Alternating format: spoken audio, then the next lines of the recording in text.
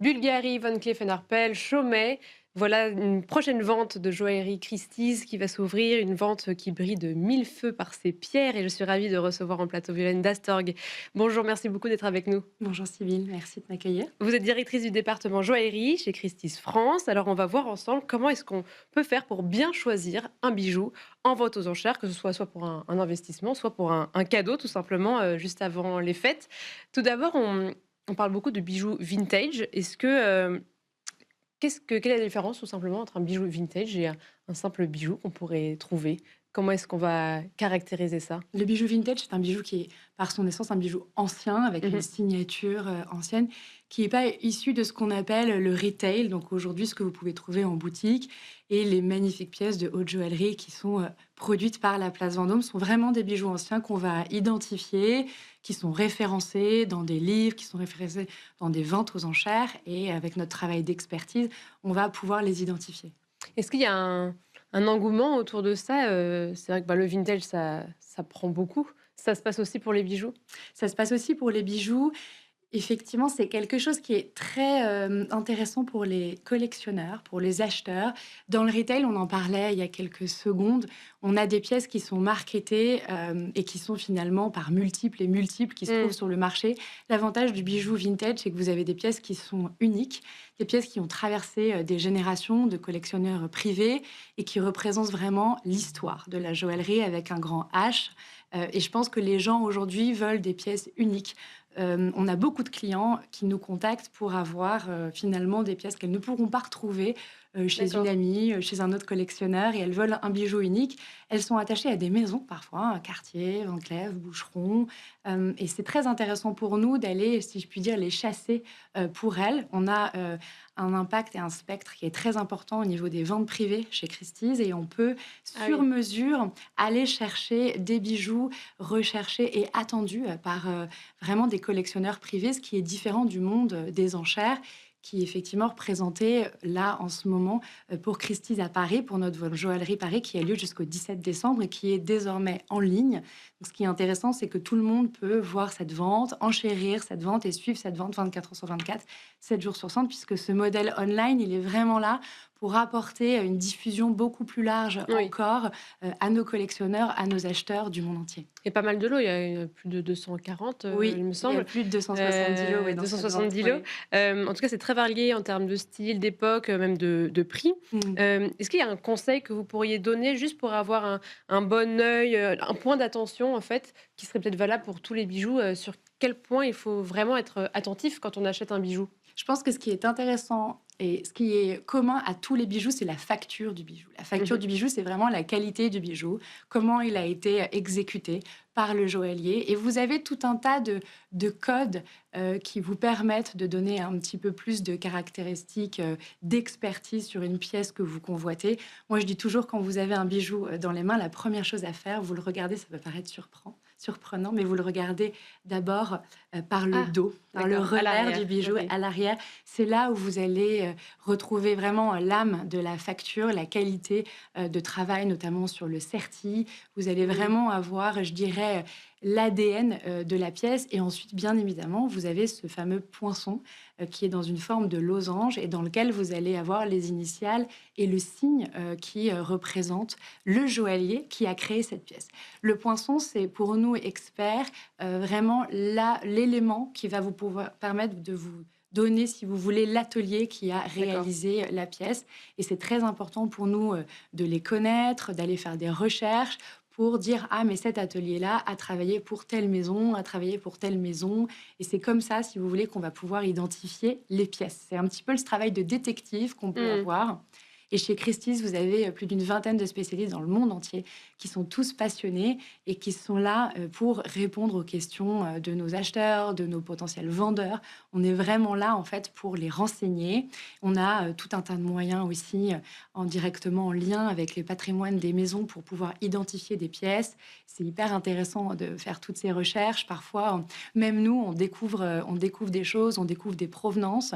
Et bien évidemment, plus vous avez une belle provenance, plus vous avez une Bien sûr. signature reconnue ou un poinçon de maître qui nous amènera à cette signature, plus les enchères et l'engouement autour des pièces va être phénoménal. Parce que justement, si on veut faire un achat, intelligent, Oui. peut-être au-delà du coup de cœur, mais peut-être se dire qu'en plus de ça, je j'investis, dans quelque chose intelligemment.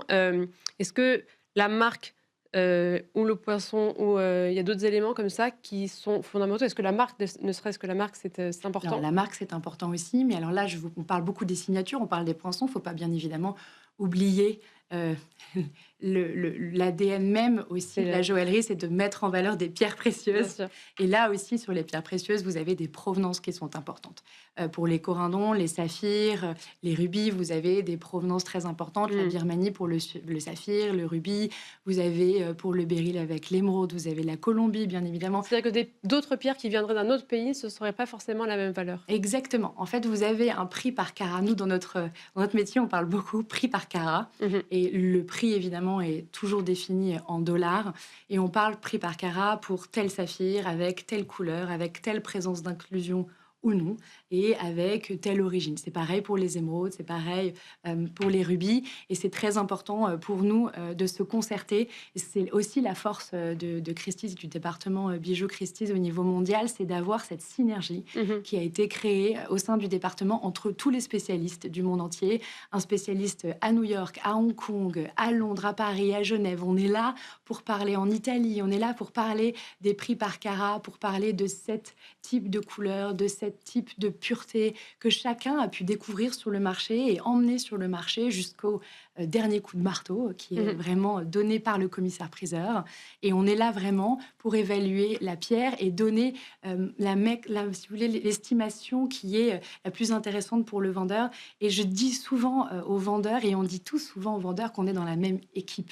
Le plus important Oui. pour le vendeur, pour nous, c'est de réussir à récupérer le maximum d'enchères autour de la pièce, le maximum, si vous voulez, d'intérêt autour de la pièce. Et on travaille en équipe, je dirais même en équipe avec le vendeur, nos estimations pour être le plus attractif sur le marché et pour réunir l'attention du marché à l'instant T de la vente. Et quand on parle, des cours de l'or, de l'argent et cetera, ça touche aussi, la manière d'estimer, un bijou vintage, ou le fait que ce soit vintage, ça lisse quand même un petit peu toutes ces variations de Oui, prix? c'est une question très intéressante. Le fait que ce soit vintage, la signature lisse les prix, mais bien évidemment, plus le cours de l'or est élevé, plus on peut estimer les bijoux chers, plus le cours de l'or va soutenir aussi. Mais il ne faut vraiment jamais oublier la force et le pouvoir de la signature, de Oui. la provenance. Vous avez des provenances d'ailleurs qui sont complètement, qui vont supplanter le cours de l'or ou même le cours Mmh. de l'estimation. Je pense notamment, tiens, tenez, à ce bracelet, à ce Ce collier collier sautoir Van Cleef Arpels. Ça, c'est un très bon exemple qui est dans la euh, vente, du coup, qui est dans la vous vente, l'avez oui, mis, qui est dans les premiers lots de la vente. Et ça, c'est un très bon exemple de montrer que la provenance va supplanter la valeur première de ce qu'on présente à la vente. Et c'est notre travail d'experts, de spécialistes, de le présenter au marché, de le montrer au marché, parfois tout de même aussi de l'apprendre aux vendeurs qui ne sont pas mmh, forcément oui. au courant. Ce sautoir, il me fait penser à la vente Elizabeth Taylor, bien évidemment, une des plus grosses collections présentées aux enchères par Christie's en 2011, qui a fait plus de 115 millions de dollars. Et pour la petite histoire, ce bijou, à l'époque, était estimé 20-30 000 dollars. Il a fait plus de 325 000 dollars. Parce que Et porté. parce que, si vous voulez, la vente Elizabeth Taylor, tout le monde voulait acquérir une pièce d'Elizabeth Taylor. Et c'est ça qui est très intéressant. Et donc, ce modèle a été fait à plusieurs exemplaires, un très, très peu nombre d'exemplaires, moins de 10. Et ce qui est intéressant, c'est de voir aujourd'hui qu'on est en 2025. C'est un bijou qui est représenté entre 70 000 euros et 90 000 euros. Et on va voir, si vous voulez, l'évolution de ces enchères.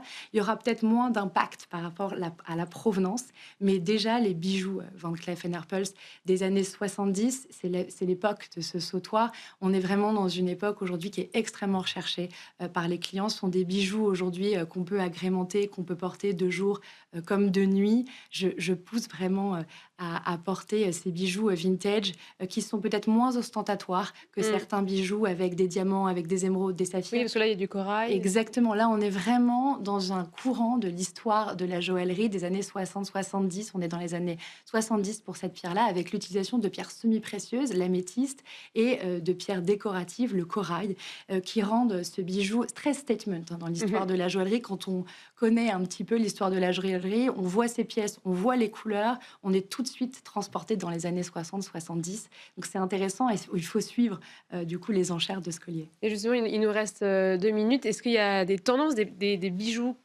par exemple, du XXe siècle qui aujourd'hui reviennent en force et qui pourraient, être intéressants, de miser dessus, en ce Je, moment? je parle tout le temps et très souvent du futur vintage. Oui. Le futur vintage, pour moi, aujourd'hui, on est dans les années 1980, 1990. Imaginez en 2050, en 2060, 70, combien ces bijoux vont faire.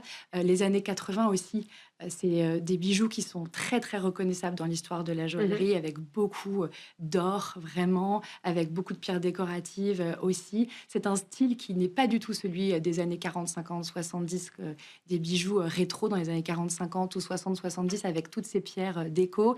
Et je dis souvent aux clients que c'est des bijoux aujourd'hui sur lesquels on peut se positionner. On parle souvent d'investissement dans le monde de la joaillerie. Je pense que ce qui est intéressant, c'est la diversification de son patrimoine qui est totalement possible. Vous avez des spécialistes qui sont là pour vous conseiller, pour réunir avec vous les attentes que vous voulez avoir dans la diversification de votre patrimoine et de votre portefeuille d'actifs. Et je pense que ce qui est intéressant, c'est de communiquer avec des spécialistes. On est là, on suit des clients pour leur collection depuis des dizaines et des dizaines d'années. On est ravis de parler avec de nouveaux collectionneurs qui veulent aussi se tourner vers ce milieu de la joaillerie, des pierres précieuses, des diamants, des Et du coup, perles. là, années 80, vu que c'est un petit peu moins, ces pierres semi-précieuses, ou décoratives, ce serait un peu plus accessible aujourd'hui? C'est accessible aujourd'hui parce que ce sont On a des des... fourchettes de prix peut-être un peu plus basses? Oui, parce que par essence, ce sont des bijoux qui sont plus Mmh. récents, mais pour moi, voilà, je parle souvent du futur vintage. Oui. Et c'est des pièces aujourd'hui, sont des pièces aujourd'hui qu'il faut aller voir, qu'il faut aller regarder. On en a très souvent dans nos ventes. Elles sont référencées parce qu'on annonce bien évidemment les époques, les années dans notre cataloguing, dans nos catalogues de vente. Il faut les regarder. Vous avez plein d'autres maisons aussi qui font tout ce travail de chercheurs de trésors qu'on a la chance de faire au quotidien, qui pourront aussi vous présenter ce genre de pièces. Merci beaucoup, Violaine Avec Nassar. Je rappelle plaisir. que vous êtes directrice du département joaillerie chez Christie's France, et merci à vous toutes et tous de nous avoir suivis. C'était Arrêt Marché.